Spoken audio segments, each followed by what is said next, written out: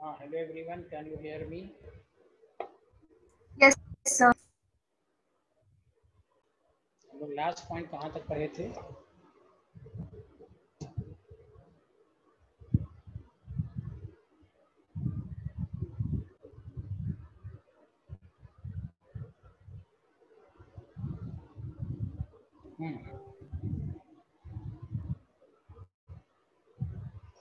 हाँ बताइए सारे लोग, हम लोग लास्ट पॉइंट कहाँ तक पढ़े थे?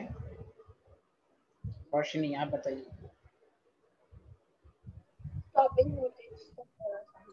सर इंटेंसिटी ऑफ लाइट के कंक्लूजन लिख रहे थे। हाँ यार, इंटेंसिटी ऑफ लाइट बढ़ाएंगे तो वेवलेंथ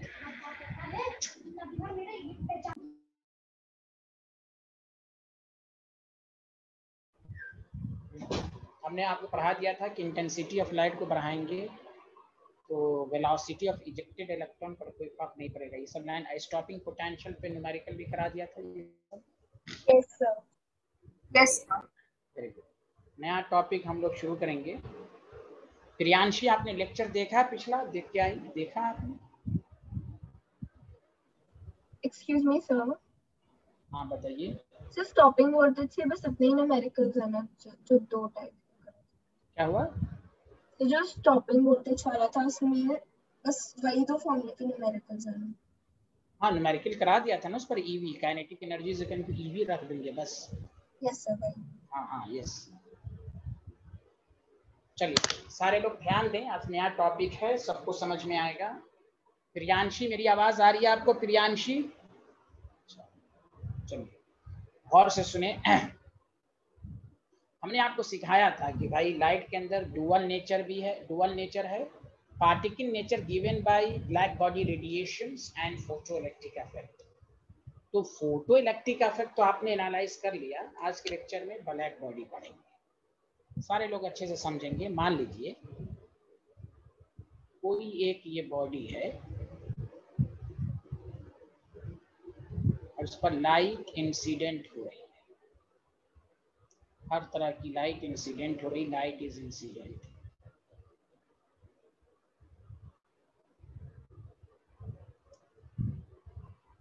लाइट इज इंसिडेंट। मेरी आवाज सबको पहले बताइए साफ साफ आ रही है, क्लियर? Yes sir.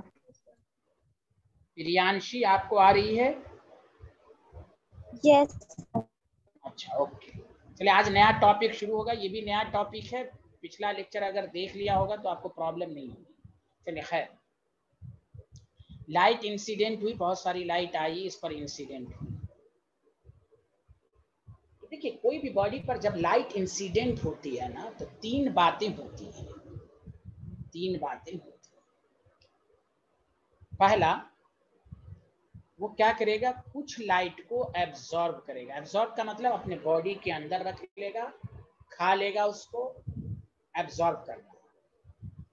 कुछ लाइट को वो क्या करेगा, रिफ्लेक्ट करेगा, और इसी रिफ्लेक्टेड की वजह से कोई भी बॉडी हमें कलर दिखता है। लाइट आई फिर रिफ्लेक्ट हो गई, वही जो रिफ्लेक्टेड लाइट आपकी आंखों पर आता है उस वजह से कोई भी चीजें हमें कलर दिखती हैं। तीसरी फिनोमेना भी होता है, उसको कहते हैं ट्रांसमिट। देखिए ट्रांसमिट का मतलब हुआ लाइट आई बॉडी के अंदर फिर चली गई, this is called transmit. Light आई फिर रिफ्लेक्टेड हो गई, उसको रिफ्लेक्टेड, उसके बॉडी के अंदर रह गई, उसको एब्जॉर्ब। तो किसी भी बॉडी पर जब लाइट इंसिडेंट होती है तो कुछ पोर्शन को एब्जॉर्ब करता है, कुछ पोर्शन को वो रिफ्लेक्ट करता है, कुछ पोर्शन को ट्रांसमिट करता है। पहले बताइए यहाँ तक सबको समझ में आया, हाँ या ना? ये पहले बताइए।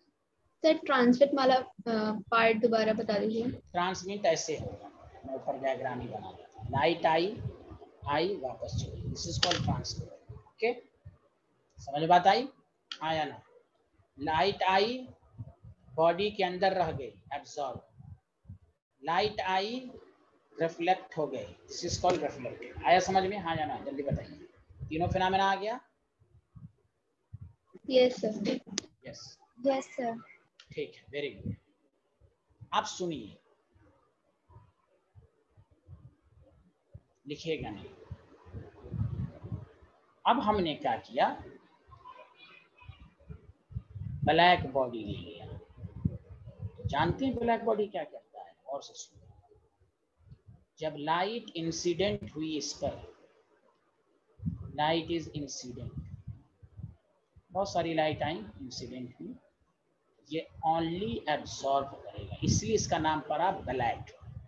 आप अंधेरे में कोई कलर देखते हैं क्या? अंधेरा में कोई कलर दिखता है? ब्लैक ही रहता है कि नहीं? जल्दी बताइए हाँ या ना। अंधेरा मीन्स ब्लैक। कोई कलर दिखता है कोई भी अंधेरे में? क्या किसी को देख? हाँ, यस। तो ब्लैक का मतलब हुआ परफेक्टली एब्जॉर्बर। कोई भी लाइट अगर इंसिडेंट होगी वो सिर्फ एब्जॉर्ब करेगा। ब्लैक बॉडी के अलावा कोई बॉडी होगी तो तीनों बातें कर सकती है, कुछ को एब्जॉर्ब, कुछ को रिफ्लेक्ट, कुछ को ट्रांसलेट। ब्लैक का मतलब, ब्लैक दिखने में लगता है कलर, ब्लैक इज कलर, ये लैंग्वेज है, लेकिन black is not colour. Black कोई कलर नहीं, कहने के लिए हम लोग कह देते हैं अरे ये ब्लैक कलर का कपड़ा लिया हो, व्हाइट कलर का। व्हाइट और ब्लैक कोई कलर नहीं होता है, एक कॉमन लैंग्वेज में हम बोल देते हैं हम लोग, black is not colour. Red colour होता है, वायलेट कलर होता है, येलो दिखता है। ब्लैक का मतलब कोई कलर नहीं, वो सबको एब्जॉर्ब कर लिया। तो ब्लैक बॉडी की एक और डिफिनेशन आएगी। एक डिफिनेशन ये आई कि when light is incident on it, it absorb all radiation of wavelength. समझ में बात आया यहाँ तक? जल्दी बताइए हाँ या ना। Yes sir. Yes sir.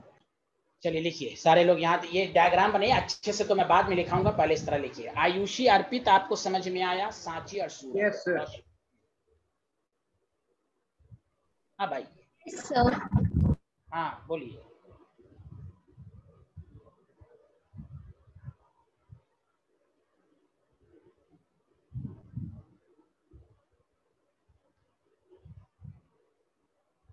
Excuse me sir, हाँ बताइए। जो बॉडी के साथ है जब वो ट्रांसमिट कर रहा है तो फिर लाइट इंसिडेंस क्योंकि as it is pass out हो जाएगी। नहीं, लाइट तीनों बातें। ट्रांसमिट का मतलब क्या होता है? ट्रांसमिट का मतलब होता है कि लाइट क्या बॉडी आई, फिर वापस चली गई, उससे क्रॉस करते हुए चली गई। एक इसको ट्रांसमिट कहते हैं। एक लाइट होती है कि ऑब्जॉर्व कर गई, अपने बॉडी के अंदर ले गई, ठीक है। तीनों फिनोमेना अलग अलग है। ट्रांसमिट का मतलब हुआ बॉडी के अंदर रखकर कुछ देर के लिए रखा, फिर भेज दिया। और एक आई लाइट आई, फिर उसी डायरेक्शन में रिफ्लेक्टेड हो गई। एक लाइट आई, उसके अंदर रह गई, दिस इज कॉल्ड एब्जॉर्ब। ये जब कोई बॉडी पर लाइट इंसिडेंट होती है तो तीनों बातें होती हैं। कुछ पोर्शन को ऑब्जॉर्व करता है, कुछ पोर्शन को लेफ्टेड, कुछ लेफ्ट को ट्रांसमिट। ब्लैक बॉडी ऐसी बॉडी है वो कुछ करता ही नहीं सिवाय एब्जॉर्ब के। Okay okay sir. हाँ, चलिए आगे बढ़ें।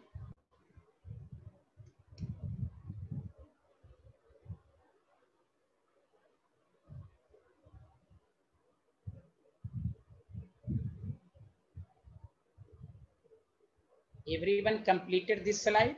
Yes sir. Yes. अब आइए, दूसरी बातें आप सीखिए। आप ये कोई बॉडी है, इट इज हीटेड। हीट किया तो इसका मतलब ये कौन सी बॉडी हो गई? हॉट बॉडी हो गई। आपने इसको हीट किया, टेम्परेचर देकर हीट किया, बताइए ये हॉट बॉडी हो गई कि नहीं? जल्दी बोलिए हाँ या यस सर। ठीक है। ये क्या करता है? तमाम तरह की वेवलेंथ इमिट्स करता है। लैम्डा 1 कुछ लैम्डा 2 से करता है, लिखिएगा नहीं, लैम्डा 3, यानी it emits radiation of all wavelength. Emits lambda 6, lambda 5, lambda 7, यानी बहुत सारी रेडिएशन इमिट्स करता है। इसका मैं एग्जांपल दे रहा हूं तो आपको ज्यादा समझ में आएगा। जनरल एग्जांपल डेली लाइफ का जो है वो ये है, जब आप आयरन रॉड को हीट करते हैं, इज हीटेड। मैंने प्लांक्स क्वांटम थ्योरी में भी बताया था। तो पहले बताइए रेड कलर आता है हाँ या ना? सारे लोग मिल, रेड कलर आता है, जल्दी बोलिए हाँ या ना। Yes sir. Very good. कुछ देर के बाद जब आप हीट करेंगे तो ऑरेंज कलर का दिखेगा,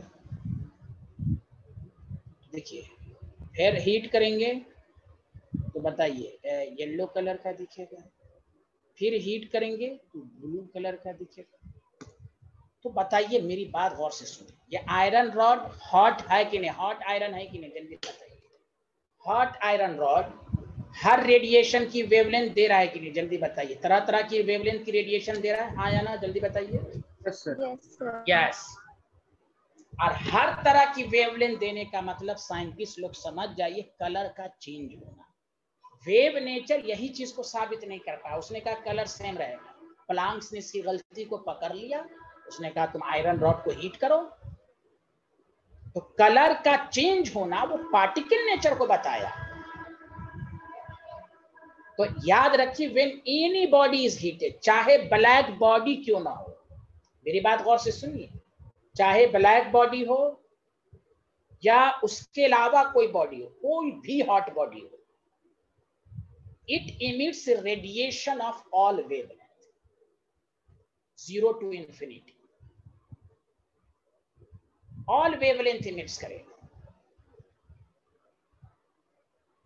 लेकिन जब लाइट इंसिडेंट होगी तो ब्लैक बॉडी सिर्फ एब्जॉर्व करेगा, अब ब्लैक बॉडी के अलावा जो बॉडी होगा वो तीनों काम करेगा।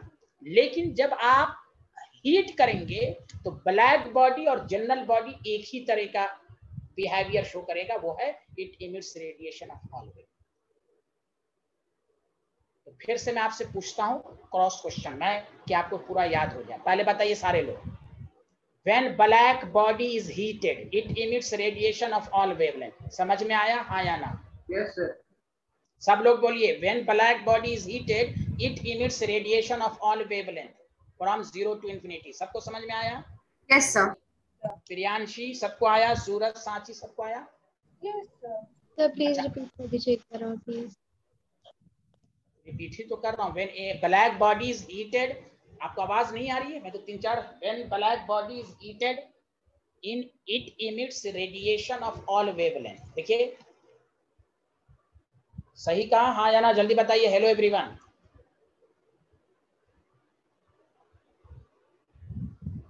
Yes, sir. अब आइए, ब्लैक बॉडी के अलावा कोई और बॉडी को हीट करेंगे तो ये भी हर तरह की वेवलेंथ इमिट्स करेगा कि नहीं? सही या गलत, जल्दी बताइए। ब्लैक बॉडी के अलावा कोई और बॉडी को भी हीट करेंगे, जैसे आयरन रॉड को हीट करेंगे तो ये भी हर तरह की इमिट्स करेगा कि नहीं रेडिएशन, हाँ या ना? Yes, sir. हाँ, वेरी गुड। अर्पित, सॉरी, गुलामी, प्रियांशी, रोशनी, सांची, सूरत, ये बात सबको समझ में आई? Yes, sir.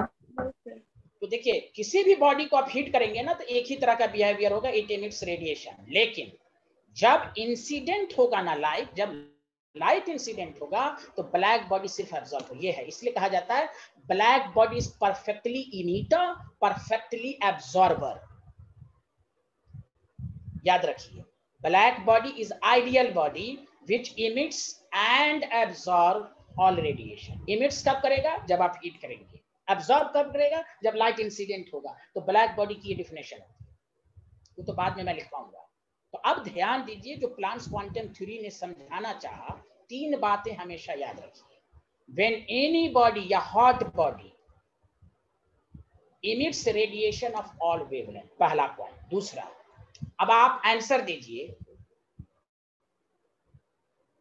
कि ये जो रेड कलर का दिखा आपको, कोई भी हॉट बॉडी या कोई भी हॉट बॉडी रेड कलर का अगर दिखता है तो इसका मतलब, सुनिए सारे लोग अच्छे से, कोई भी हॉट बॉडी अगर रेड कलर का दिखता है इसका यह मतलब नहीं है कि रेड लाइट की वेवलेंथ इमिट्स हो रही। नो, तमाम वेवलेंथ इमिट्स हो रही हैं। वो रेड इसलिए दिखा कि रेड कलर की वेवलेंथ की अमाउंट ज्यादा इमिट्स हो रही हैं जो आपकी आंखों पर आ रहा है। दोबारा मैं रिपीट कर रहा हूं, कोई भी हॉट बॉडी अगर रेड दिख रही है इसका यह मतलब नहीं कि सिर्फ रेड ही लाइट की रेडिएशन दे रही है। हॉट बॉडी है तो हर रेडिएशन दे रही है। वो रेड कलर इसलिए दिखा कि उसका अमाउंट ज्यादा पार्टिकल इमिट्स कर रहा है, इसलिए वो आपकी आंखों पर आ रहा है, रेड कलर है। कोई भी स्टार्स या कोई भी हॉट बॉडी ब्लू कलर का है इसका ये मतलब नहीं कि वो सिर्फ ब्लू लाइट की रेडिएशन इमिट्स कर रही है, वो हर रेडिएशन इमिट्स कर रही है, वो ब्लू लाइट की ज्यादा अमाउंट इमिट्स कर रहे हैं, इसलिए ब्लू दिख रहा है। क्या मेरी बातें सबको समझ में आई? ये 2 लाइन सबको हाँ या ना जल्दी बताएं। Yes sir. Yes sir. हाँ एकदम अच्छे से सुनिए, मैं बहुत बड़ा पॉइंट बोलने जा रहा हूं दोबारा। Hot body emits radiation of all wavelength. 3 बातें याद रखनी है। Hot body emits radiation of all wavelength, पहला पॉइंट। दूसरा पॉइंट, हर रेडिएशन सेम अमाउंट से इमिट नहीं होगा, किसी का कुछ होगा, किसी का कुछ होगा, ग्राफ से पता चलेगा। इसका यह मतलब हुआ कि अगर कोई हॉट बॉडी रेड कलर की दिख रही है तो इट डज नॉट मीन कि वो रेड ही लाइट की वेवलेंथ दे रही है। नो, वो हर वेवलेंथ दे रही है, बस फर्क ये है कि वो रेड लाइट की वेवलेंथ का मैक्सिमम अमाउंट इमिट्स हो रहा है, इसलिए वो रेड दिख रही है। कुछ देर के बाद ऑरेंज कलर हुआ, इसका यह मतलब नहीं कि सिर्फ ऑरेंज की वेवलेंथ इमिट्स हो रही हैं, हर वेवलेंथ इमिट्स हो रही होंगी जो हम दिख नहीं पाते हैं। ऑरेंज इसलिए दिखा कि उसका अमाउंट ज्यादा इमिट्स हो रहा है, जिसको कहते हैं इंटेंसिटी। कोई भी स्टार्स अगर ब्लू, स्टार्स हॉट बॉडी है, कोई भी स्टार्स अगर ब्लू कलर का है तो इसका यह मतलब नहीं कि वो सिर्फ ब्लू लाइट इमिट्स कर रहा है, वो हर वेवलेंथ को इमिट्स कर रहा है, लेकिन ब्लू लाइट की इंटेंसिटी ज्यादा है, उसका अमाउंट ज्यादा इमिट्स हो रहे हैं, इसलिए वो हमारी आंखों पे आ रहा है, हम ब्लू देख रहे हैं। अब मैं बोलना चाह रहा हूं, मैंने रिपीट करके बता दिया। अभी भी किसी को डाउट है ये स्लाइड में? हाँ या ना? प्रियांशी, रोशनी, सांची, सूरत, आयुषी, अर्पित, पुलामी, सारे लोग बताइए। Yes sir. No sir. पक्का अच्छे से आ गया? अब आइए। यस।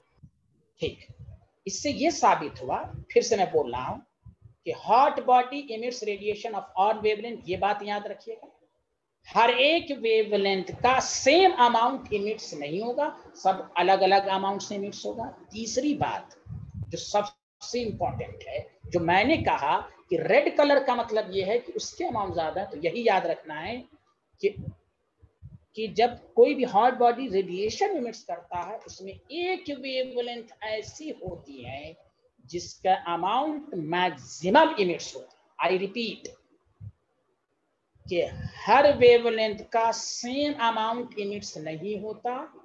तीसरा पॉइंट, उसमें से एक वेवलेंथ ऐसी होती है जिसके अमाउंट ज्यादा इमिट्स होती हैं, उसकी वजह से वो कलर दिखता है। 3 पॉइंट समझ में आया कि नहीं? बोलिए हाँ या ना, जल्दी बताइए। हेलो एवरीवन, 3 पॉइंट समझ में आया? कोई बोल ही नहीं रहे। हाँ देखिए, मैं लिखा रहा हूं, लिखिएगा नहीं, गौर से सुनिए। व्हेन, एक मिनट लिखिएगा नहीं, नोट। पहला point, when any body is heated, इसका मतलब हॉट बॉडी हो गई, कोई भी हो सकता है। then it emits radiation of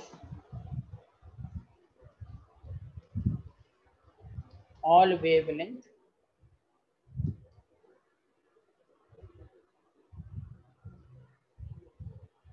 सच सच बताइए पहले सारे लोग, ये नो यहां से लिखिए, नोट। पहला पॉइंट लिखिए और बताइए कोई डाउट है तो। पहला पॉइंट लिखिए सारे लोग। फिर ब्रैकेट में क्या लिखा है आपने? हॉट बॉडी, तो when any body is heated then it emits radiation of all wavelength.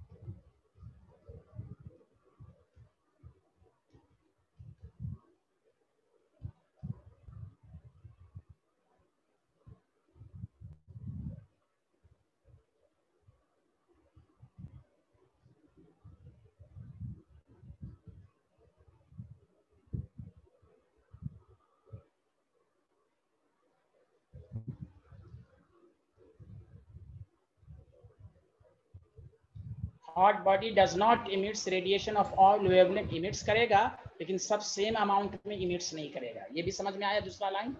Hot body तमाम रेडिएशन इमिट्स करेगा लेकिन सेम अमाउंट से इमिट्स नहीं करेगा, किसी का ज्यादा होगा किसी का कम होगा। सुनना सारे लोग, हाँ या ना? जल्दी बताइए। Every hot body emits radiation not in same amount. सुना सारे लोग?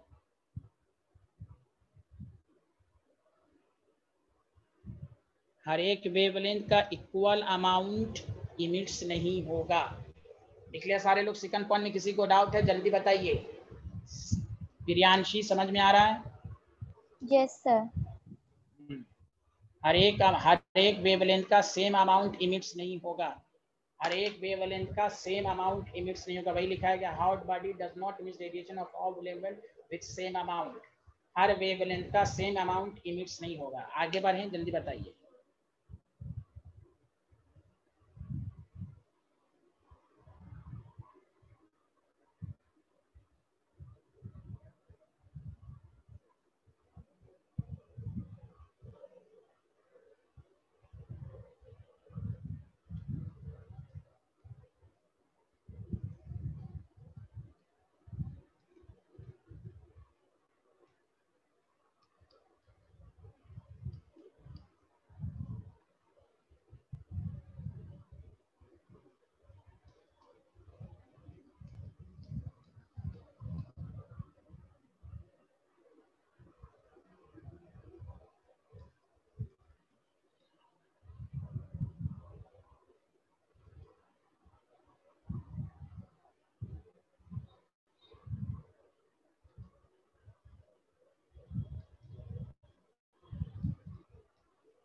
There is one wavelength of radiation emits maximum intensity of light। मतलब मैक्सिमम एक वेवलेंथ ऐसी होगी जिसके इमिट्स करने की पावर ज्यादा होगी, मैक्सिमम अमाउंट होगी। तीन बातें याद रखिए। Hot body emits radiation of all wavelength, हर वेवलेंथ सेम अमाउंट से इमिट्स नहीं होगी, उसमें से एक वेवलेंथ ऐसी होगी जिसके करस्पॉन्डिंग इंटेंसिटी मैक्सिमम होगी। There is one wavelength corresponding to maximum intensity. आया समझ में, हाँ या ना? ये तीन बातें सबको समझ में आई? There is one wavelength of radiation emits maximum intensity of light. बताइए आयुषी, अर्पित, गुलामी, प्रियांशी, रोशनी, सांची, सूरत। Yes sir. तीन बातें सबको याद हो गई? sir. तीन बातें सबको याद हो गई अच्छे से? चलिए अब आइए ग्राफ पर। क्या कंक्लूजन? इसी से ये साबित हुआ, कोई भी पूछे आइडियल बॉडी क्या होता है,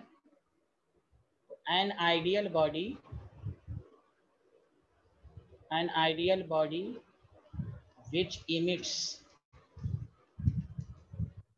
and absorb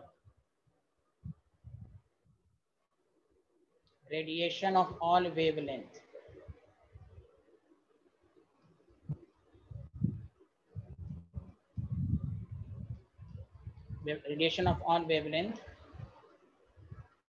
called black body. तो ब्लैक बॉडी जो होता है वो परफेक्टली इमीटर होता है। जब आप हीट करेंगे तो इमिट्स करेगा, जब लाइट इंसिडेंट करेंगे तो अब्सॉर्ब करेगा। An ideal body which emits and absorb radiation of all wavelength called black body. आगे बढ़ें।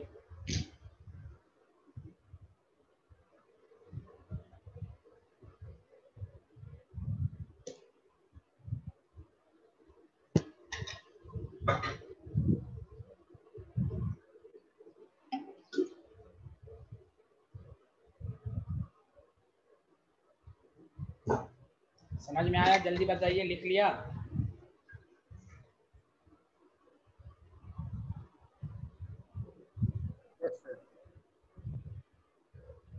सर एक सेकंड की प्रीवियस स्लाइड दिखा दीजिए बस एक सेकंड।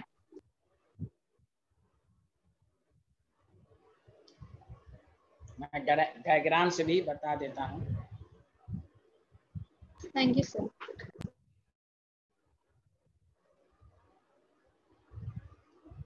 ये मान लीजिए कोई ब्लैक बॉडी है,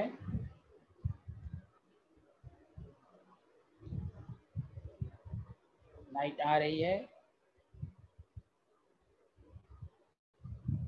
incident radiation,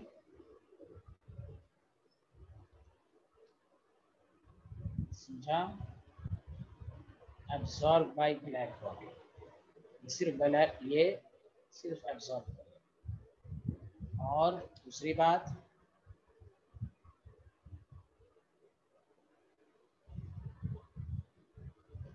emits radiation when it is heated। अब मुझे उम्मीद है कि आपको डाउट नहीं होगा। तो black body is perfectly emitter. Excuse me sir, बताइए बताइए।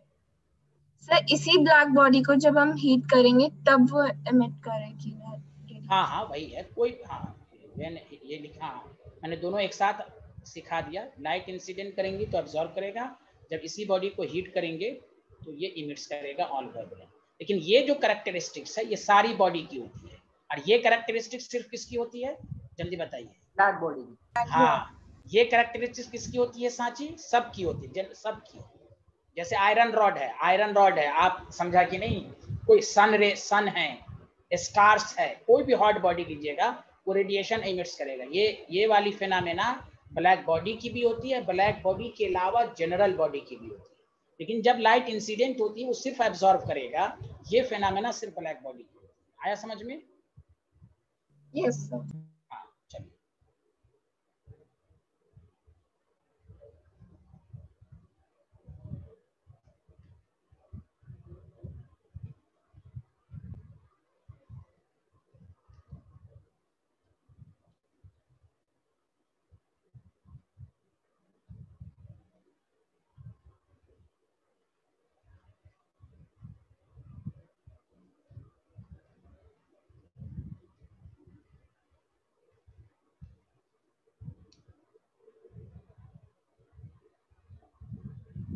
असल सबसे इम्पोर्टेंट है ग्राफ को समझते हैं।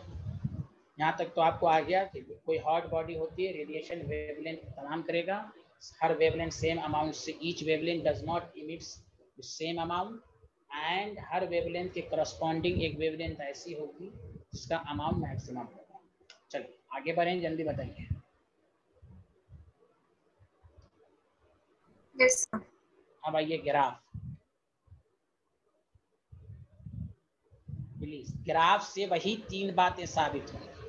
प्लीज अब 2 मिनट रुक जाइए। ग्राफ से वही 3 बातें साबित होंगी जो मैंने लिखवाया है। एक है इंटेंसिटी ऑफ लाइट और एक है वेवलेंथ का ग्राफ। ये ग्राफ पार्टिकल नेचर को बताता है। ग्राफ इसी तरह का है।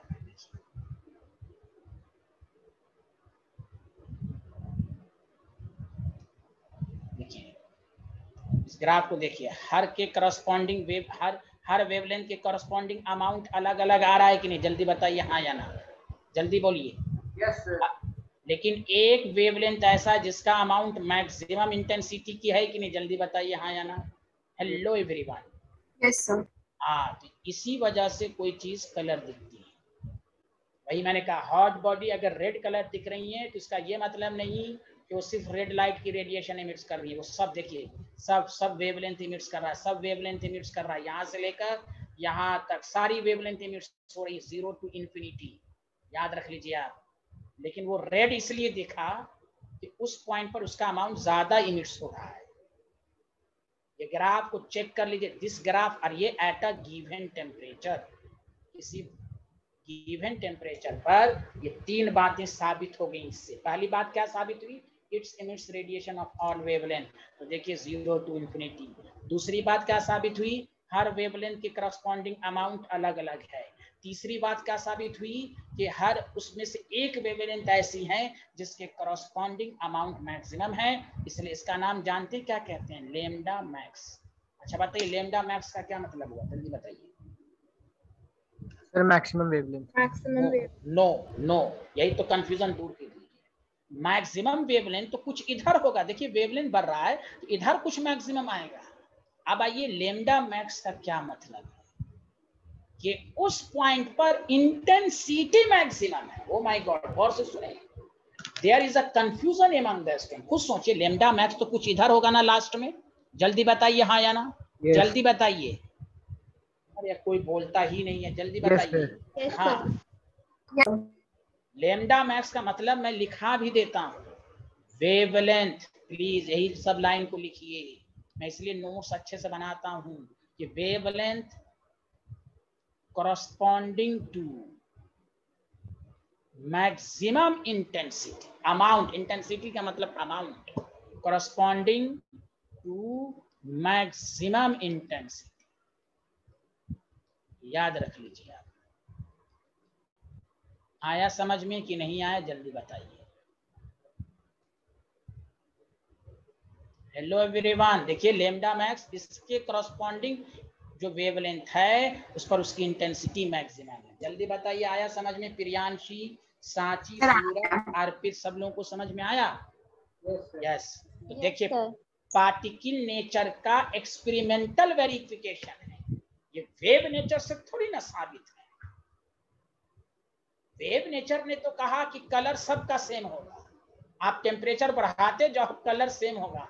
प्लांक्स ने कहा नहीं, गलत कह रहे हो तुम, कलर चेंज हो रहा है। Colour change means wavelength change, wavelength change ये लाइट के पार्टिकल, हर की एनर्जी अलग अलग है। याद रखिए ये ग्राफ में 3 बातें, कोई कहे इस ग्राफ का एप्लीकेशन बताओ, तो ये नहीं कि बुक की तरह रट्टूमल की तरह, 3 बातें हैं इस ग्राफ से। पहला, इट एमिट्स रेडिएशन। मैं क्यों रिपीट करता रहता हूँ कि आपको पूरी तरह क्लास के अंदर याद हो जाए, समझा?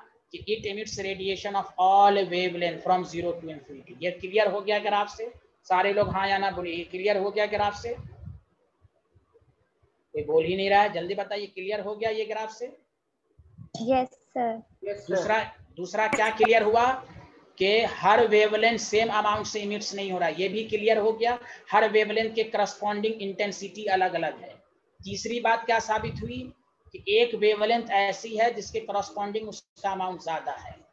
इसका यही मतलब हुआ कि तारा जो टिमटिमाता रहता है उसमें यही सब बिहेवियर होती है। टिमटिमाता, कभी भुक-जुक होना, कभी अंधेरा हो जाना, कभी कोई कलर करना, उसका रीजन यही है। चलिए आगे बढ़ें, जल्दी बताइए। नेक्स्ट ग्राफ पर आऊं, जल्दी बताइए नेक्स्ट ग्राफ पर आऊं। Yes sir. तो एक और क्वेश्चन है।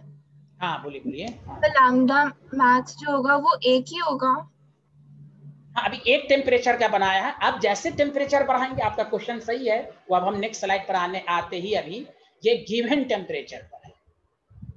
तो जैसे गिवन टेम्परेचर पर तो कोई एक ही कलर होगा। अब आप जैसे यहाँ देखिए, मैं बता देता हूँ, यहाँ देखिए कहाँ गया, ये गिवन टेम्परेचर पर रेड लाइट हुआ, तो इस आप इसको बस देखिए कि रेड कलर का मतलब क्या कि हर रेडिएशन इमिट्स हो रहा है, सेम अमाउंट्स में नहीं हो रहा है, एक कलर मैक्सिमम हो रहा है। जैसे आप टेम्परेचर बढ़ाएंगे तो अब दूसरे कलर की तरफ आ रहा है कि नहीं, जल्दी बताइए हाँ या ना? Yes sir. तो अब मैं उसका ग्राफ बना देता हूं कि जब एक से ज्यादा टेम्परेचर रहेगा तो ये तो एक टेम्परेचर की बातें होंगी। अब आइए देखिए, इसलिए ये पॉइंट बहुत इंपॉर्टेंट है, इस पर क्वेश्चन IIT स्कूल लेवल सब में आएगा। देखिए आप जो आप क्वेश्चन पूछ रही हैं वो इसका आंसर इसी से मिलेगा। तो मैंने गिवन टेम्परेचर पर, ऑरेंज है तो ऑरेंज का अमाउंट ज्यादा है, सारी वेवलेंथ दे रहा है। रेड एक पार्टिकुलर टेम्परेचर पर है। अब सुनिए, यहाँ वेवलेंथ है, लिखिएगा नहीं, सारे लोग समझ लें, ग्राफ को अच्छे से समझ। मान लीजिए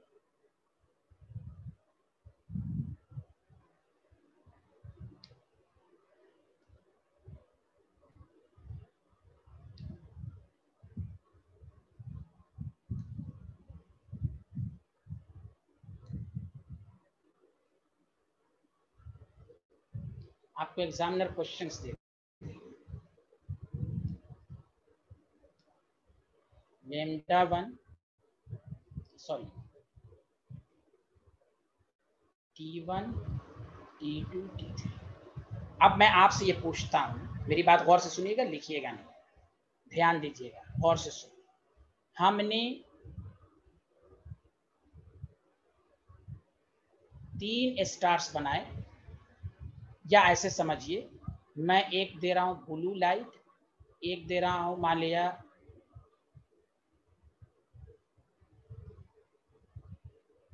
ग्रीन, और एक दे रहा हूं रेड। तो मान लीजिए ये 3 टेम्परेचर है, गौर से सुनिए अच्छे से। तो देखिए इसके करस्पॉन्डिंग लैम्डा 1 है, इसके करस्पॉन्डिंग जो वेवलेंथ आएगी मैक्सिमम वाली वो लैम्डा 2 है, इसके जो मैक्सिमम आएगी वो लैम्डा 3 है। हाँ या ना, जल्दी बताइए। सब लोग को समझ में आ रहा है? अब देखिए अच्छे से समझिएगा, अगर हम यहाँ पर बोलें तो λ3 λ2 यही रिलेशन है, जल्दी बताइए। λ3 वैल्यू ज्यादा है ना, ऐसे जाते तो वेवलेंथ बढ़ रहा है ना, जल्दी बताइए हाँ या ना। Yes sir. सारे लोग बताइए ग्राफ को देख के, λ3 ज्यादा है कि नहीं, जल्दी बोलिए हाँ या ना। Yes, sir. तो लॉजिक लगाइए कि ब्लू ग्रीन और रेड में किसकी वेवलेंथ ज्यादा होती है, जल्दी बताइए। रेड की, बोलिए ना। यस। अरे कोई बोल ही नहीं रहा है। रेड की वेवलेंथ ज्यादा होती है, हमने 3 कलर मान लिया तो रेड की वेवलेंथ ज्यादा होती है ना, पढ़ा है ना उस दिन। Yes sir. तो बताइए आप कि जब रेड की वेवलेंथ ज्यादा है तो इसका टेम्परेचर क्या होगा, कम की ज्यादा, जल्दी बताओ।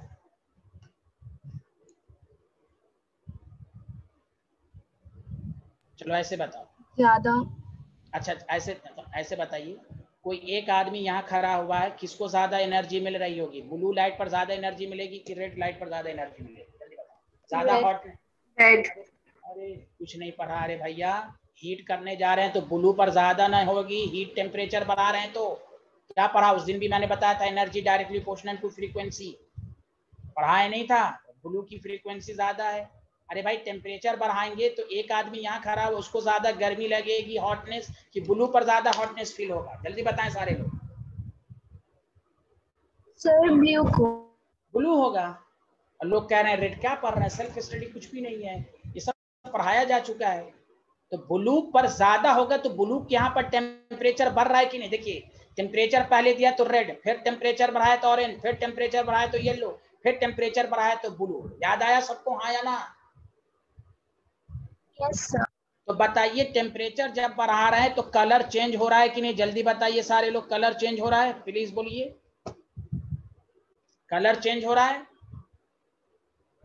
वेवलेंथ घट रही है, फ्रीक्वेंसी बढ़ रही है, एनर्जी बढ़ रही है। तो देखिए टेम्परेचर बढ़ाया, लेमडा कम। सुनिए अच्छे से, इसलिए इसमें जो आंसर आएगा T1 greater than T2 greater than T3। सुना, ब्लू का एनर्जी ज्यादा है इसलिए इसका टेम्परेचर ज्यादा है, उसके बाद ग्रीन, उसके बाद red. This is the relation. आपको ग्राफ में बना के ऑर्डर पूछेगा। इससे क्या साबित हुआ, lambda max inversely proportional to temperature, जिसका लेमडा ज्यादा उसका टेम्परेचर कम। सुना सारे लोग हाँ या ना, जल्दी बताइए। डिड यू अंडरस्टैंड एवरीवन, जल्दी बताइए। Yes, sir. रोशनी आपसे उम्मीद नहीं थी कि आप गलत आंसर देंगी। मैं तो कितनी दफा पढ़ा चुका हूं कि जब टेम्परेचर इंक्रीज किया गया तो पहले रेड आया, लास्ट में सबसे ज्यादा टेम्परेचर है तो ब्लू हुआ। यहाँ पर कोई आदमी खड़ा हुआ है तो उसको ज्यादा हॉटनेस मिलेगी, ये ज्यादा एनर्जी दे रहा होगा, तो वही टेम्परेचर बढ़ाया, कलर चेंज हुआ, लेमडा घटा, फ्रीक्वेंसी बढ़ा, एनर्जी बढ़ी। यही तो प्लांक्स क्वांटम थ्योरी प्रूफ किया था, energy directly proportional to the frequency of radiation. इससे साबित ये हुआ कि अगर आपके पास यहाँ पर वही है कि 3 टेम्परेचर है, जब टेम्परेचर चेंज करेंगे तो वेवलेंथ तो बढ़ेगा लेकिन टेम्परेचर घटेगा, तो lambda max inversely proportional to temperature. अगर हमें कोई एग्जामिनर कहे ब्लू ग्रीन रेड है तो इसमें ग्राफ में इंडिकेट करो कौन ब्लू है, तो ये ब्लू कलर दिखेगा, ये ग्रीन कलर की रेडिएशन आएगी, यहाँ रेड कलर की रेडिएशन आएगी। आगे समझ में आया सबको हाँ या ना, जल्दी बताएं, जल्दी बताइए। अर्पित, आयुषी, सांची, प्रियांशी, सब लोग बताइए अच्छे से आया कि नहीं आया। Yes, sir.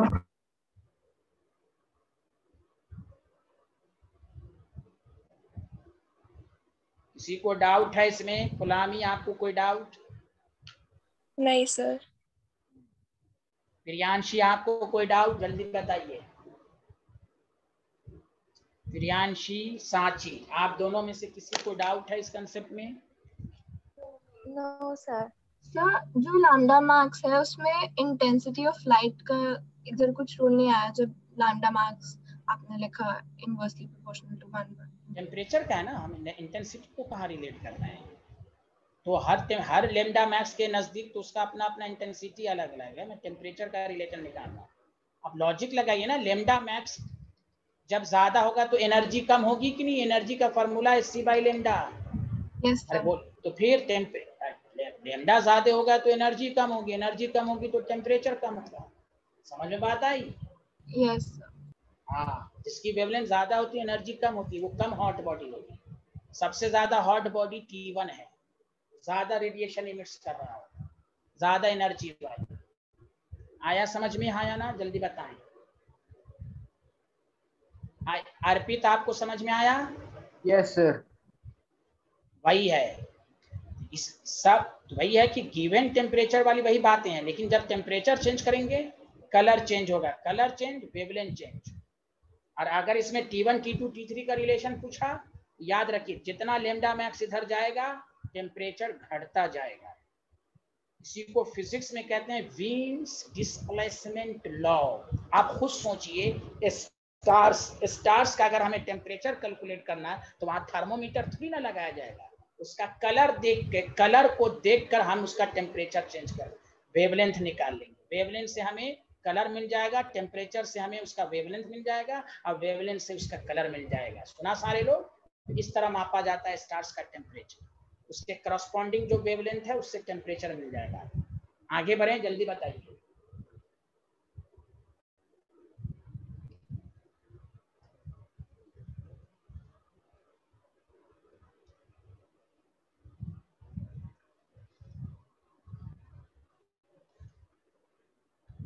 पिछला स्लाइड लिख लिया था सारे लोग? Yes, sir.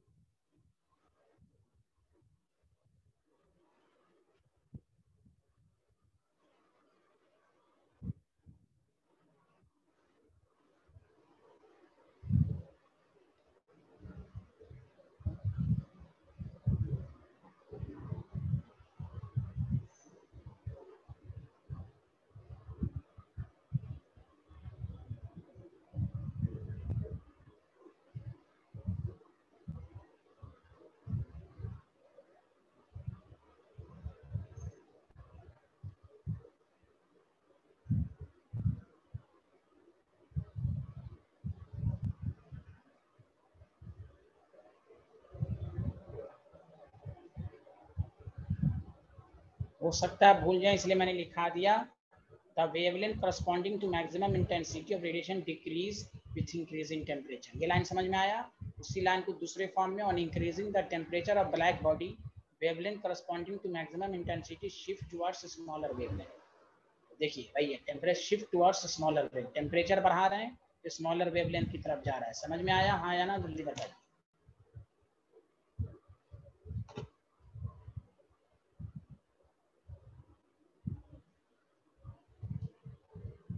बताइए, ब्लैक बॉडी रेडिएशन इसलिए कहा जाता है पार्टिकल नेचर को। कलर चेंज का मतलब ही हुआ पार्टिकल नेचर। किसी को कोई डाउट है तो पूछ लीजिए। अब मैं नेक्स्ट टॉपिक पर आ रहा हूं।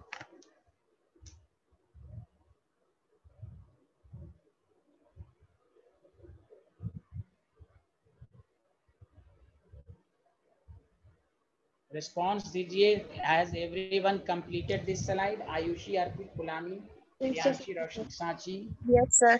सूरज, सब लोग? हाँ, ठीक। अब मैं आगे बढ़ने से पहले 2 मिनट में पूरा मैं कंक्लूड कर देता। हम लोग 2-3 लेक्चर से क्या एनालाइज कर रहे थे, उसके बाद अब हम बोर मॉडल की तरफ आ रहे हैं। हम लोग ये पढ़ रहे थे कि लाइट के अंदर डुअल नेचर होता है, एक वेव नेचर होता है और एक पार्टिकल नेचर होता है। वेव नेचर को मैक्सवेल ने कहा, पार्टिकल नेचर को पार्टिकल नेचर प्लांक्स ने सपोर्ट किया। मैक्सवेल के मुताबिक लाइट के अंदर वेव नेचर है, समझा कि नहीं। बाद में प्लांक्स ने कहा कि नहीं, कुछ लाइट की प्रॉपर्टीज ऐसी होती हैं जो वेव नेचर से साबित नहीं है। इसमें ब्लैक बॉडी रेडिएशन है और प्लांक्स क्वांटम फोटोइलेक्ट्रिक इफेक्ट है। तो वही चीजें हैं कि जब ब्लैक बॉडी रेडिएशन जो इमिट्स करती हैं रेडिएशन ऑल वेवलेंथ की, ऑल वेवलेंथ का मतलब हुआ कलर का चेंज होना, कलर का चेंज होना उसके पार्टिकल नेचर को बताता है। जबकि वेव की थ्योरी ये कहती है कि नहीं, जब आप हॉट करेंगे तो कलर सेम रहेगा। तो ये वहां पर फंस गए। तो प्लांक्स ने ये साबित कर दिखाया कि लाइट का पार्टिकल नेचर है। तो इससे आप साबित हो गया कि कोई भी अगर आपसे पूछे लाइट के अंदर कितने करैक्टर हैं, तो आप कहिएगा 2। कुछ प्रॉपर्टीज वेव नेचर है, कुछ प्रॉपर्टीज पार्टिकल नेचर है। इसकी मिसाल वही है कि एक सिक्के के 2 पहलू, हेड एंड टेल वही है। लाइट के साथ दोनों कैरेक्टरिस्टिक्स एसोसिएटेड है। क्लियर। ब्लैक बॉडी क्या होता है? Perfectly emitter, perfectly absorber. किसी भी बॉडी को हीट करेंगे 3 बातें होंगी, रेडिएशन ऑफ ऑल वेवलेंथ होगा, कोई सेम अमाउंट से नहीं होगा, उसमें से एक वेवलेंथ ऐसी होगी जिसकी अमाउंट ज्यादा इमिट्स होगा, जो ग्राफ से भी साबित है। उम्मीद है सबको समझ में आया होगा। हाँ, बोर मॉडल ऑफ एटम अभी बहुत ही इंटरेस्टिंग यहाँ देखिए। बोर साहब ने पहले टॉपिक डाल लीजिए, इसके कुछ पॉइंट्स हम लोग लिखिए।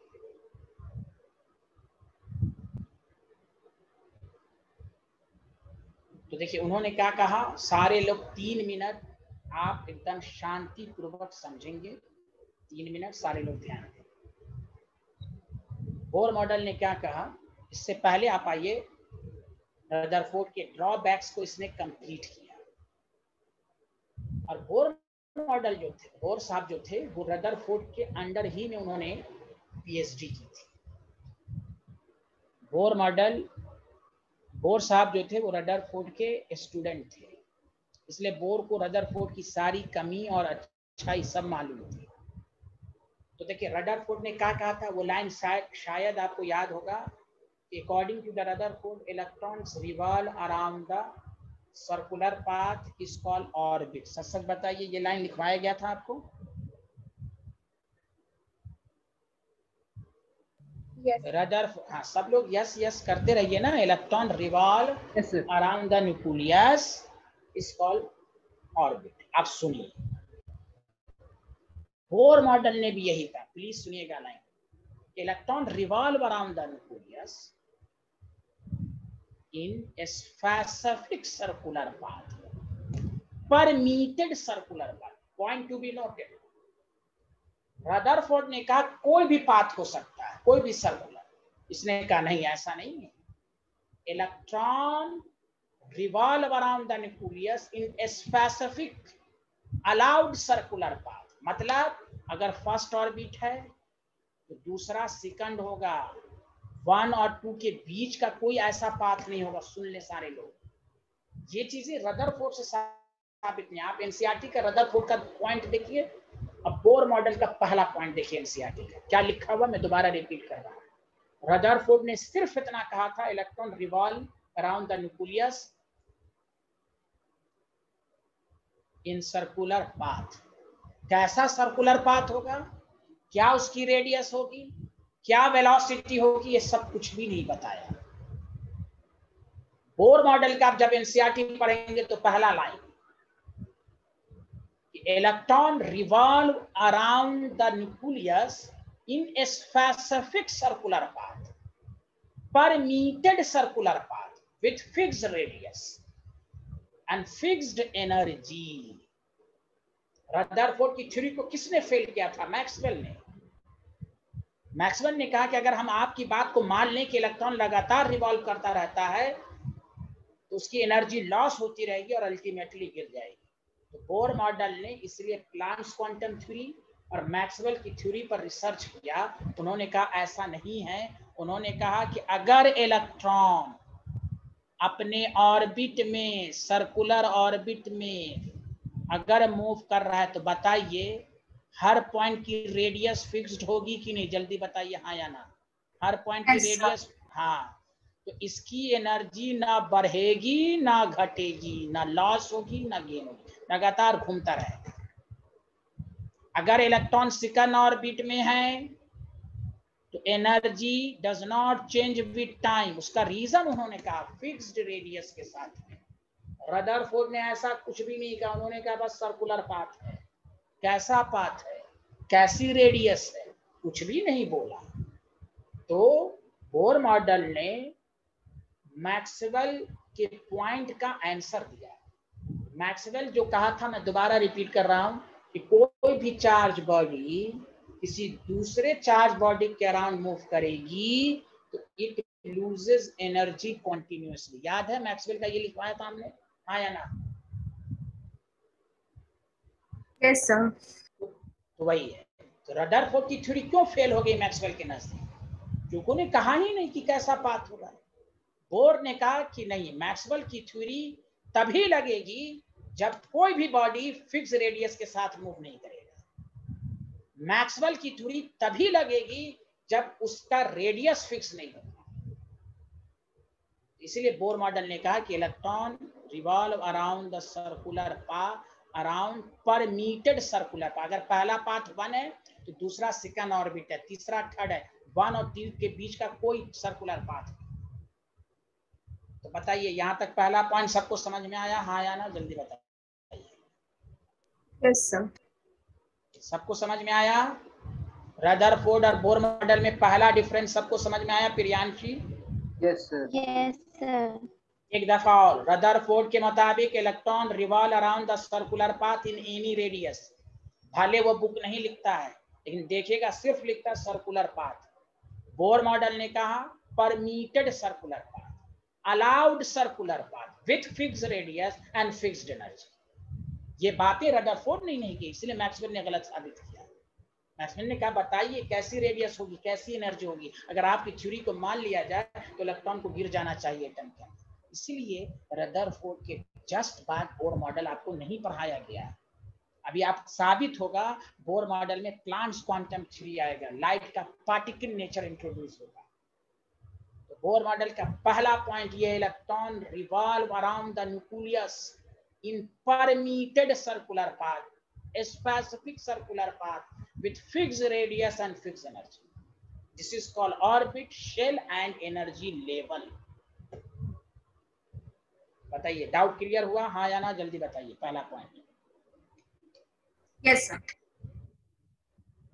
तो लिखिए इलेक्ट्रॉन सूरत। आपको पहला पॉइंट समझ में आया? बोर और रदरफोर्ड में फर्क समझ में आया? जल्दी बताइए। Yes, sir. The electron revolve around the nucleus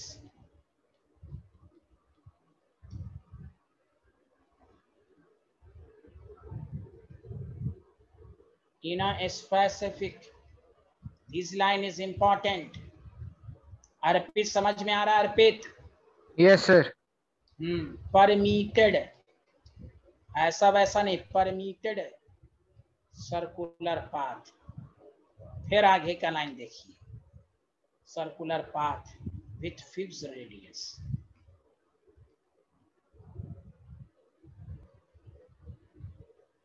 and fixed energy.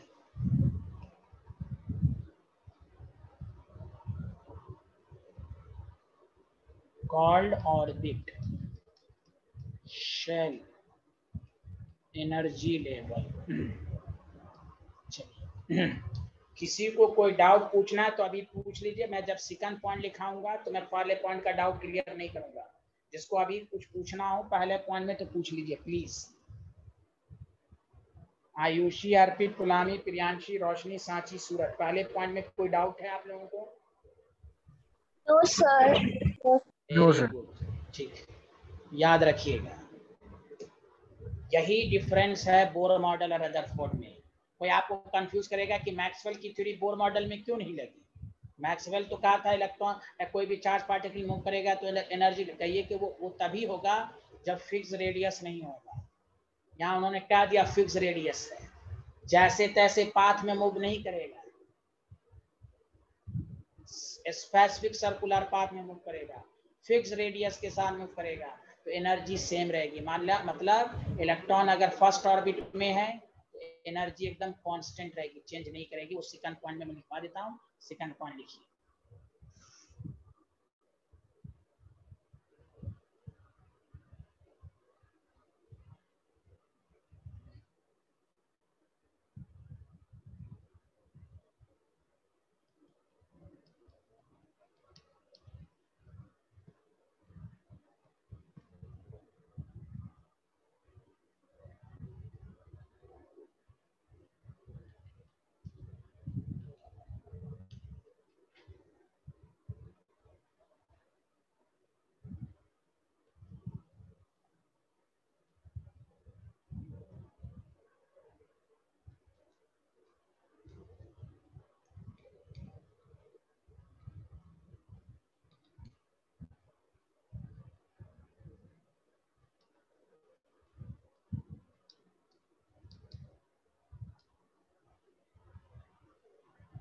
भाई मैं जो जो मैंने बोला वही पॉइंट को मैंने दोबारा बता दिया।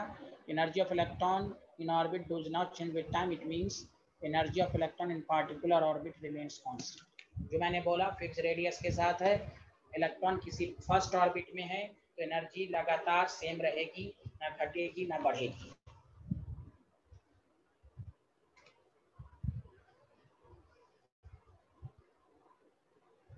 लिख लिया? जल्दी बताइए। Yes, sir. Yes, sir.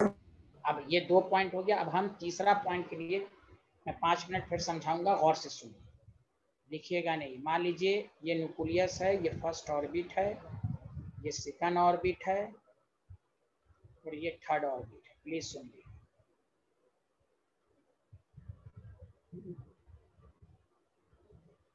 देखिए ये इलेक्ट्रॉन अपने ऑर्बिट में नाच रहा है, घूम रहा है, कोई एनर्जी का पर फर्क नहीं पड़ेगा। अगर इलेक्ट्रॉन सेकंड ऑर्बिट में तो कोई फर्क नहीं पड़ेगा। गौर से सुनिए। अगर इलेक्ट्रॉन, ऐसा भी हो सकता है कि इलेक्ट्रॉन फर्स्ट से सेकंड ऑर्बिट पर मान लिया चला गया, तो इलेक्ट्रॉन कहेगा हम ऐसे नहीं जाएंगे, तुम मुझे बाहर से एनर्जी दो इन टर्म्स ऑफ इलेक्ट्रोमैग्नेटिक। देखिए इलेक्ट्रोमैग्नेटिक रेडिएशन की बात आ रही है, क्योंकि ये एनर्जी देगा फोटोन के फॉर्म में। अगर इलेक्ट्रॉन एक ऑर्बिट से दूसरे ऑर्बिट में जाएगा तभी एनर्जी की रिक्वायरमेंट होगी। तो इलेक्ट्रॉन कहेगा हमें तुम एनर्जी दो in terms of electromagnetic radiation, तभी हम दूसरे ऑर्बिट में जाएंगे। न्यूक्लियस से दूर जितना जाएंगे तो एनर्जी बढ़ती है। फर्स्ट ऑर्बिट की ज्यादा एनर्जी होगी कि सेकंड ऑर्बिट की? जल्दी बताइए हाँ या ना। किसकी एनर्जी होगी ज्यादा? फर्स्ट ऑर्बिट की एनर्जी ज्यादा होगी कि सेकंड ऑर्बिट की? जल्दी बोलिए। Electron second. उससे ज्यादा किसकी होगी? थर्ड। समझ लेना। न्यूक्लियस जितना, इलेक्ट्रॉन जितना न्यूक्लियस के नजदीक होगा ना, स्टेबल होगा। सबसे कम एनर्जी फर्स्ट ही ऑर्बिट में होगी। इसको हम आगे पढ़ाएंगे, ग्राउंड स्टेट कहते हैं केमिस्ट्री की लैंग्वेज में। Lowest energy state, this is called ground state, first orbit. Electron कहीं भी चला जाए वो चाहेगा कि हम फर्स्ट ही ऑर्बिट में रहें, क्योंकि हर सिस्टम को स्टेबिलिटी चाहिए। इसलिए बोर मॉडल के पॉइंट के बाद आपको लिखवाऊंगा, बोर मॉडल से क्या चीज का पता चला? Stability of atom. जितना न्यूक्लियस के नजदीक रहेगा स्टेबिलिटी ज्यादा होगी। आप सुनिए सारे लोग, अगर इलेक्ट्रॉन मूव किया from first orbit to second, तो बताइए ये ऐसे ही चला जाएगा कि एनर्जी लेगा? जल्दी बताइए। इसको एनर्जी की जरूरत पड़ेगी कि नहीं? जल्दी बोलिए हाँ या ना सारे लोग। पड़ेगी। अब आइए आगे, कितनी पड़ेगी? This line is important. अगर मान लें कि फर्स्ट ऑर्बिट की एनर्जी 100 जूल है और सेकंड ऑर्बिट की 200 जूल है, बताइए इस दोनों में कितने का गैप हुआ एनर्जी का? जल्दी सारे लोग मिलकर बताओ। 100 का हुआ। कितने का हुआ? 100 का। 100 का। सुनिए अच्छे से, बहुत इंपॉर्टेंट लाइन। अब सुनिए सारे लोग, ये इलेक्ट्रॉन इलेक्ट्रोमैग्नेटिक रेडिएशन को कहेगा हमें 100 ही जूल चाहिए, बस 100 जूल मिलेगा तभी ये जंप करके सेकंड पर जाएगा। आप कहेंगे 90 देंगे, कहेगा नहीं ले तुम 90 दो, हम अपने ही ऑर्बिट में रहेंगे। इसलिए एक वर्ड आता है इलेक्ट्रॉन जंप्स या electron goes from first orbit to second by absorbing required amount of energy. सुनिए अच्छे से, 100 जूल है तो 100 ही जूल चाहिए। कोई कहेगा हम 105 दे, बोलेगा हम नहीं लेंगे, तो फिर आपके दिमाग में क्वेश्चन आएगा कि सर 99 दे दें तो ये फर्स्ट और सेकंड के बीच में, यही तो अबॉर्ड का it is not possible. Specific circular path 1 और 2 के बीच में कोई ऐसा पाथ है ही नहीं। अगर किसी स्टूडेंट के दिमाग में ये आ रहा हो कि सर 100 जूल दे, अगर हम 99 दिया तो फिर क्या होगा, बोलेगा नहीं हम फर्स्ट ऑर्बिट में। इसकी मिसाल ऐसे ही लीजिए, जनरल बाजार में 100 का सामान है, आप लाख बोलिए, कुछ लोग ऐसे होते हैं बोले नहीं हम 100 ही लेंगे, तुम 99 दे दो चले जाओ हम नहीं देंगे। भाई यार इलेक्ट्रॉन का बोलेगा हम नहीं लेंगे, 100 ही लेंगे, ना उससे ज्यादा ना उससे कम। तो आपके दिमाग में आएगा कि सर वो बीच में कहीं पर रह जाएगा, ज्यादा देंगे तो सेकंड और थर्ड के बीच में कहीं पर आएगा, कहिए नहीं, पहला लाइन यही तो है। बोर मॉडल की खास बात यही है, स्पेसिफिक सर्कुलर पाथ 1 और 2 है तो 1 और 2 के बीच में कोई ऐसा पाथ नहीं होगा। इसकी मिसाल डेली लाइफ की वही है, जैसे 100 मीटर का अगर दौड़ होता है, 4 आदमी दौड़ने वाला, सबका ट्रैक अलग अलग बना रहता है कि नहीं, हाँ या ना जल्दी बताएं। वो उसी ट्रैक पर दौड़ लगाता है ना, वो उधर से जा सकता, रूल के खिलाफ हो जाएगा, रूल का वायलेशन हो जाएगा, उसी ट्रैक पर सब लोग दौड़ते हैं। वही हाल इलेक्ट्रॉन का है, अगर आप 100 जूल देंगे तभी ये जाएगा, वरना वो अपने ही ट्रैक पर रहेगा। अगर यहाँ की 400 जूल है थर्ड, तो कहेगा इलेक्ट्रॉन हम थर्ड पर जाना चाहते हैं, तो कहेगा हमें 300 जूल दो, 300 से ज्यादा न कम। इसका ये मतलब नहीं कि वो बीच में कहीं पर रहेगा, गलत कंसेप्ट। इसलिए मैं आपको लिखवाऊंगा, electron will move from lower energy to higher energy by absorbing required amount of energy. This line is very important. अब required amount of energy electromagnetic radiation के फॉर्म में देनी पड़ेगी आपको, तभी जाएगा। दूसरी बात है, अगर ये 100 जूल लेकर सेकंड ऑर्बिट पर चला गया तो वो कुछ टाइम के लिए, जिसको कहते हैं 1 सेकंड भी नहीं, फ्रैक्शन ऑफ सेकंड के लिए रहेगा, फिर वो अपने ही ओरिजिनल स्टेट पर आएगा। क्यों? उसको स्टेबिलिटी फर्स्ट ही पर मिलेगा, जाएगा फिर आएगा ही वापस। ये सुन ले सारे लोग। और 100 जूल लिया तो 100 ही जूल इमिट्स करेगा। सुन ले, 100 जूल लिया तो ये बेचारा आएगा जब वापस तो 100 जूल आप इमिट्स करेगा, गया तो एब्जॉर्ब करेगा, आया तो इमिट्स करेगा, उतना ही जूल। इसी को कहते हैं क्वांटाइजेशन, फिक्स्ड एनर्जी। जैसे हमारे पास 100 के नोट्स हैं, कोई मुझसे 500 मांगेगा तो हम 100 के 5 नोट्स देंगे, कोई 600 मांगेगा तो 100 के 6 नोट्स देंगे, लेकिन कोई मुझसे 550 मांगेगा हम कहेंगे नहीं देंगे, या तो तुम 700 लो या 500 लो। वही हाल प्रूफ किया बोर मॉडल का। जब पढ़ लेंगे तो मैं एप्लीकेशन में लिखाऊंगा। इससे ये साबित हुआ इलेक्ट्रॉन जैसी तैसी एनर्जी के साथ मूव नहीं करेगा। क्वांटाइज इसी को कहते हैं, एक फिक्स्ड वैल्यू का मल्टीपल इंटीजर, कि 100 जूल है तो 100 ही जूल लेगा और 100 ही जूल के साथ वापस आएगा। Did you understand everyone? हाँ या ना जल्दी बताइए। Excuse me sir. हाँ, कोई डाउट है तो पूछिए। हाँ बोलिए। सर आपने बोला था कि इलेक्ट्रॉन को स्टेबल रहना है, तो फिर वो नेक्स्ट सेल में मूव ही क्यों कर रहा है? मूव नहीं कर रहा है ना, कहाँ मूव कर रहा है, उसको देनी पड़ेगी ना एनर्जी, देंगे तभी जाएगा ना। ये बात सुन नहीं रही हैं आप। वो अगर जाएगा भी ना, इलेक्ट्रॉन है, जैसे आप फ्री हैं, आप दूसरी जगह घूमने नहीं जाती हैं, लेकिन स्टेबिलिटी घर ही पर मिलती है कि नहीं? जल्दी बोलिए हाँ या ना। आप जाते हैं, वही हाल यही है। वो तो रहेगा ही, लेकिन वो क्यों जाएगा? वो कह रहा है कि हम नहीं जाएंगे, तुम हमको रेडिएशन दो तभी जाएंगे। हम इलेक्ट्रॉन को मूव करा, रेडिएशन दे दी तब तो चला ही जाएगा। जोर से बोलिए। जब उसको रेडिएशन मिल जाएगी तब तो वो चला ही जाएगा नेक्स्ट। वही तो हम कह रहे हैं, तभी तो जाएगा, वरना नहीं जाएगा ना। रेडिएशन ही देनी पड़ेगी और रिक्वायर्ड अमाउंट देनी पड़ेगी, वही बात तो हो रही है। समझ में आया? हाँ या ना, जल्दी बताइए। डाउट क्लियर हुआ? Okay yes. हाँ, इलेक्ट्रॉन अपने ही ऑर्बिट में मूव करता रहेगा, वो सेकंड ऑर्बिट पे जाने के लिए ऐसे नहीं चला जाएगा, आपको रेडिएशन देना पड़ेगा। समझा? पहली बात ये क्लियर हो गई। दूसरी बात, जब आप रेडिएशन देंगे तो अगर 100 जूल है तो 100 ही जूल लेकर जाएगा। आप कहेंगे हम 90 देंगे, बोलेगा नहीं लेंगे, हम अपने ही ऑर्बिट में मूव करेंगे। कोई कहेगा 105 जूल दे देंगे, कहेगा नहीं जाएंगे, हम अपने ही ऑर्बिट में रहेंगे। तो फिर आपके माइंड में क्वेश्चन आएगा, सर 1 और 2 के बीच में आ जाए? बोले हो ही नहीं सकता, 1 है तो सेकंड है, 1 और 2 के बीच की कोई पाथ नहीं है। इसी को कहते हैं permitted circular path, allowed circular path. जो मैंने 100 मीटर का ट्रैक बताया, हर आदमी अपने ही ट्रैक पर मूव करेगा, वो नहीं कि 2 और 3 के बीच में चला जाएगा, गलत हो जाएगा। और कोई डाउट? समझ में आया सबको? हाँ या ना, जल्दी बताइए। हेलो एवरीवन, समझ में आया यहाँ तक? Yes.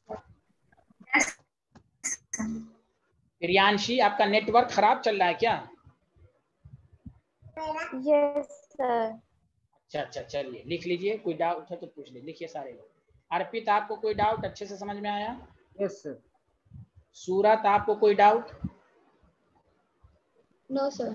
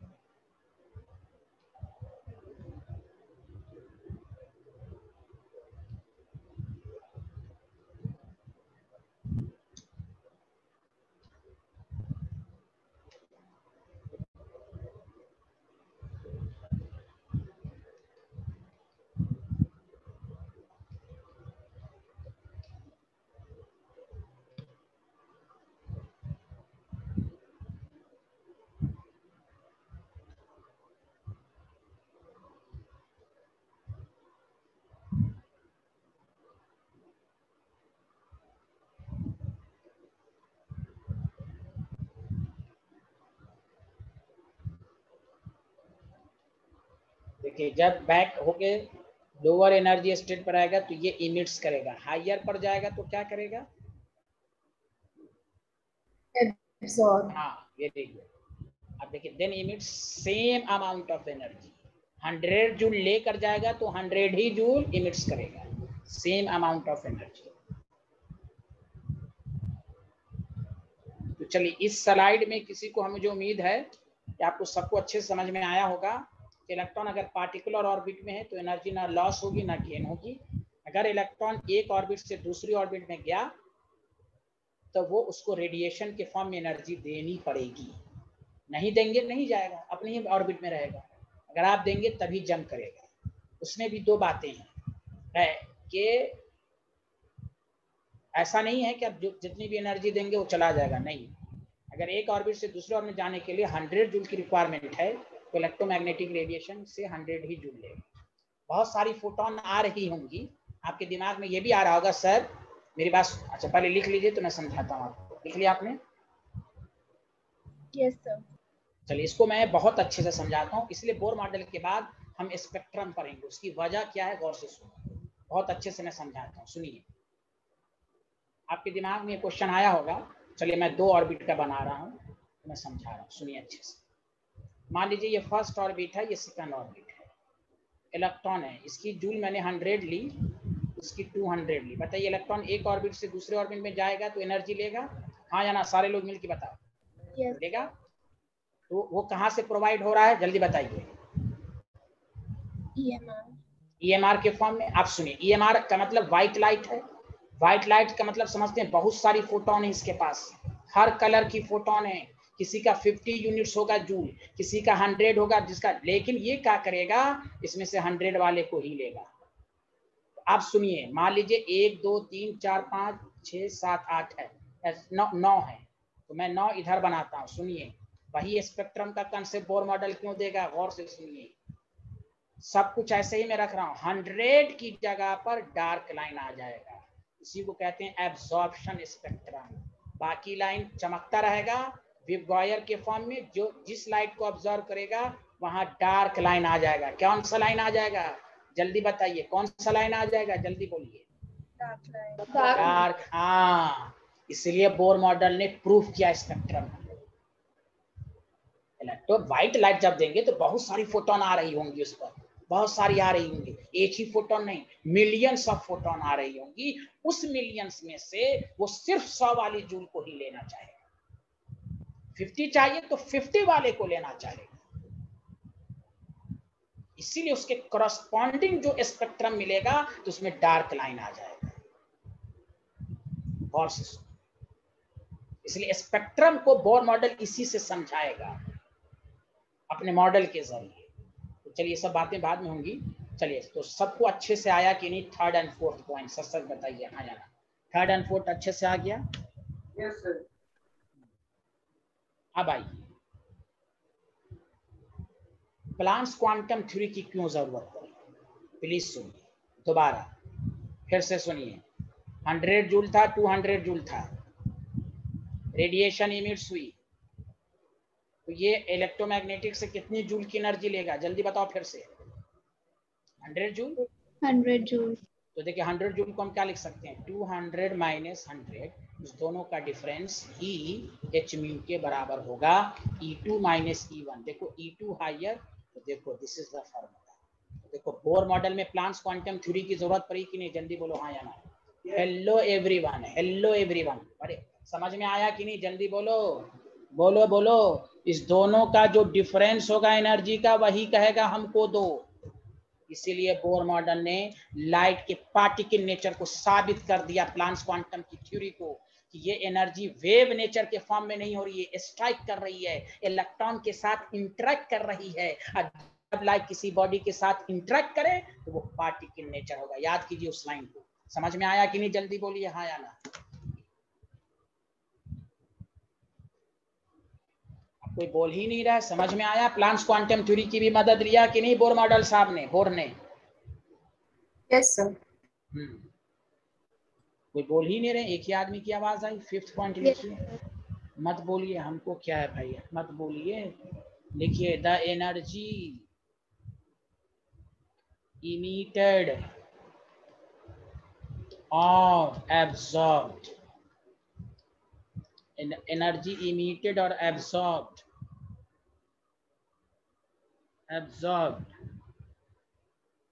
when transition of electron, when transition मतलब वही जाना, when transition of electron।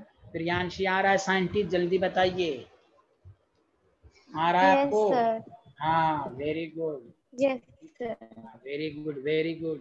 Between two energy level, देखिए बिटवीन टू एनर्जी लेवल, फिर से the energy emitted and absorb when transition of electron takes place between two energy level, which is equal to E2 minus E1 should be equal to Hν। आया सबको समझ में? सूरत, सांची, अर्पित, सबको समझ में आया कि नहीं, जल्दी बताइए। Yes sir. अब आइए, एक लास्ट पॉइंट लिखकर मैं छुट्टी दे दूंगा आज, जल्दी लिखिए। नेक्स्ट क्लास एकदम मिस नहीं करेंगे सारे लोग, बहुत सारे न्यूमेरिकल्स होंगे, समझा कि नहीं इस पर? Yes sir. चलिए एक दफा और 5 पॉइंट में किसी को कोई डाउट तो नहीं है, सच सच बताइए। 5 पॉइंट्स में बोर मॉडल में एकदम दिमाग में घुसा कि नहीं घुसा, विद कंसेप्ट, सच सच बताइए सारे लोग ईमानदारी से। Yes sir. Yes sir. हाँ वेरी गुड। अब आइए 6 पॉइंट को भी मैं बहुत अच्छे से समझाऊंगा, सुनिए अच्छे से, 2 मिनट। मैंने इसलिए कहा ना, बोर को नोबेल प्राइज जो मिला था है तो केमिस्ट्री में, लेकिन उसको फिजिक्स के लिए ही नोबेल प्राइज मिला था। तो ये सब चीजें दोबारा फिजिक्स में भी आप पढ़ेंगे, मैं 12 बोल रहा हूँ, इसलिए गौर से सुने सारे लोग कि एक टर्म्स होता है फिजिक्स में, 9th-10th में पढ़ा होगा, लिखना नहीं है, linear momentum, mass into velocity. पढ़ा है कि नहीं, जल्दी बताइए। Yes sir. Yes sir. Linear यानी हम बॉडी है, जा रहे हैं, दौड़ लगा रहे हैं, तो ये आपको झटका लगा दिया, आपका मोमेंटम रुक गया, तो ये लीनियर मोमेंटम है। लेकिन कोई भी बॉडी अगर सर्कुलर मोशन में है तो उस लीनियर मोमेंटम को अगर उसकी रेडियस से मल्टीप्लाइड कर दीजिएगा तो उसको कहते हैं एंगुलर मोमेंटम। ये फिजिक्स का टर्म है, फिजिक्स में और डिटेल में पढ़ेंगे। इसलिए मैंने कहा शुरू में कुछ बच्चों को ये एटॉमिक स्ट्रक्चर का कुछ पार्ट ना समझने की एक वजह होती है कि उसमें फिजिक्स के टर्म्स हैं। ऐसे आप सबको अच्छे से आ रहा होगा, लेकिन एक बात कह रहा हूँ, उसमें फिजिक्स के टर्म्स सब आते हैं। एंगुलर मोमेंटम मतलब कि कोई भी बॉडी अगर सर्कुलर मोशन में है तो उस लीनियर मोमेंटम को रेडियस से अगर मल्टीप्लाइड कर दिया जाए तो वो एंगुलर मोमेंटम बन जाता है। समझ में आया सबको? हाँ या ना, जल्दी बताइए। तो एंगुलर मोमेंटम का फार्मूला mvr हुआ, सबको समझ में आया? Hello everyone. Yes, sir. Sir radius से किसको मल्टीप्लाई कर दिया जाता है ना, mv है ना, mv linear momentum into r, this is called angular momentum. आया समझ में? सिर्फ मास, हाँ, मास इनटू वेलोसिटी हो तो लीनियर मोमेंटम, उस मास इनटू वेलोसिटी को रेडियस से मल्टीप्लाइड कर दीजिएगा तो लीनियर मोमेंटम, एंगुलर मोमेंटम हो जाएगा। आया समझ में?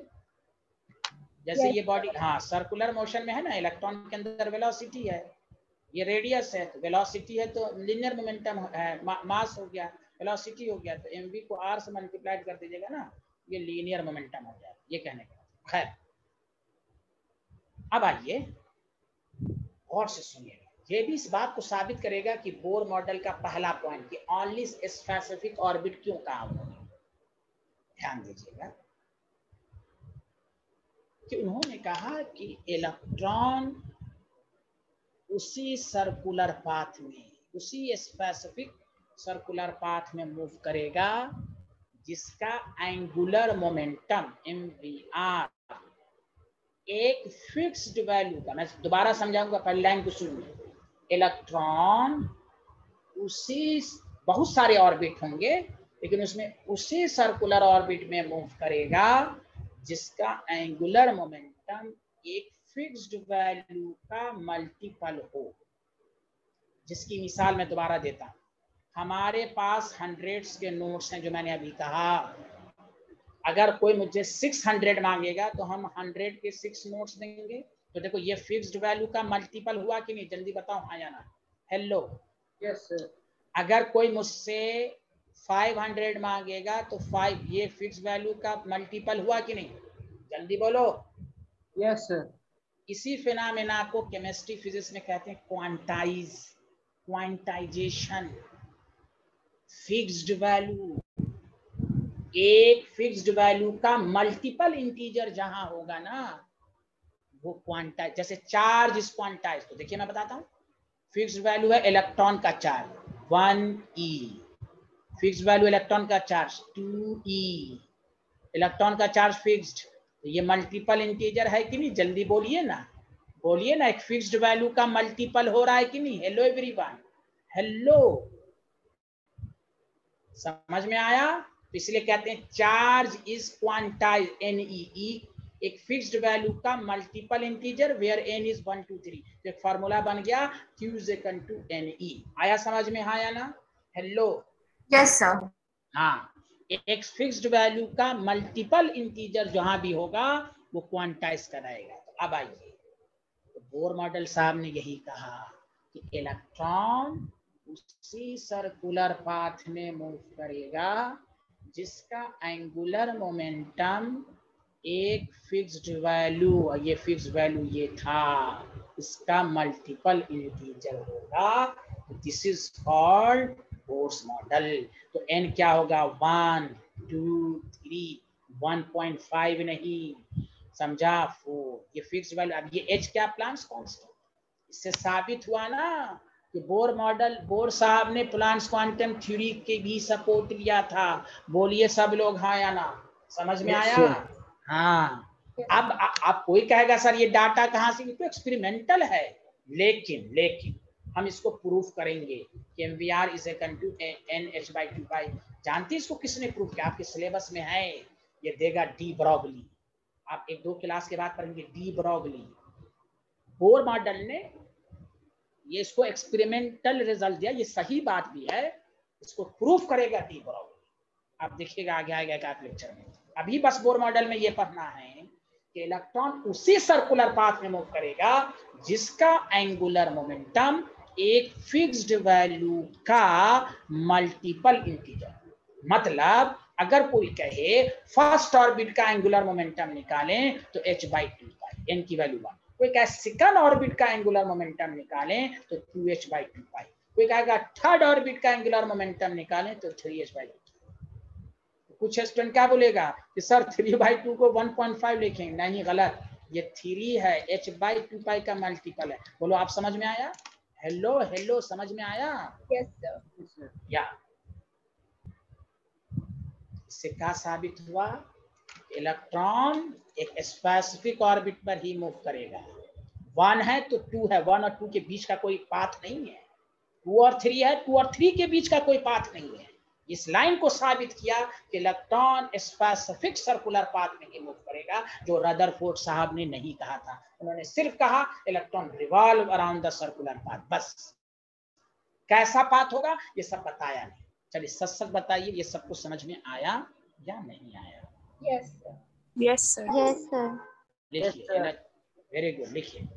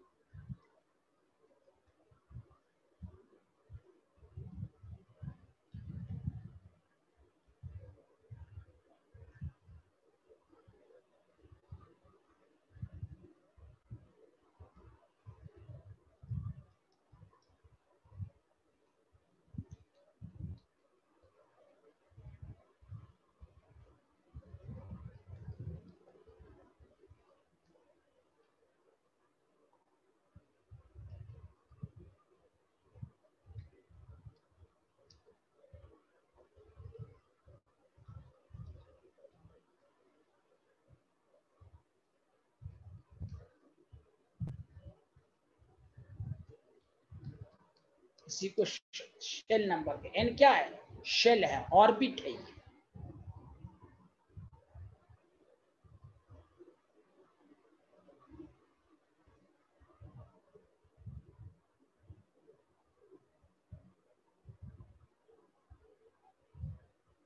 जी बताइए, सबको समझ में आ गया हाँ या ना? Hello everyone. Yes sir. कोई दिक्कत तो नहीं हो रही है ना? सच सच बता दीजिए प्लीज। No sir. प्रियांशी को कोई दिक्कत तो नहीं हुई आज के लेक्चर में? No, sir. थोड़ा सा रेगुलर रहिएगा तो और मजा आएगा आपको। अब आप केमिस्ट्री में मजे की तरफ बढ़ रहे हैं हम लोग, धीरे धीरे। जैसे जैसे आप बढ़िएगा, मैं आपको वादा करता हूँ कि आपको बहुत मजा आएगा। बस थोड़ा सा पेशेंस करते हुए पढ़िए। तो यहाँ तक सबको समझ में आ गया। इससे साबित हुआ कि एंगुलर मोमेंटम जो होता है वो क्वांटाइज होता है। एक फिक्स्ड वैल्यू का, एकदम याद रखिए, कोई भी फिक्स्ड वैल्यू का मल्टीपल इंटीजर जहां भी आएगा वो क्वांटाइज्ड होगा। तो ऑब्जेक्टिव में पूछता है कि which physical quantity is quantized according to the Bohr model. याद कर लीजिएगा एंगुलर मोमेंटम, इसलिए कहीं पर ब्रैकेट में लिख लीजिए angular momentum of electron is quantized. Yes, कोई क्या क्वांटाइज की मीनिंग बोलो तो बताइए, एक फिक्स्ड वैल्यू का मल्टीपल इंटीजर है ना, ये सारा याद रखिए। चार्ज क्वांटाइज है तो ई का मल्टीपल इंटीजर, समझ रहे हैं ना? जैसे कोई लिक्विड ड्रॉप देता है तो 1 2 3 के ही फॉर्म में होता है, एक फिक्स्ड वैल्यू का मल्टीपल इंटीजर। सच सच बताइए, आया सबको समझ में? हेलो एवरीवन, कोई डाउट है आज के लेक्चर में?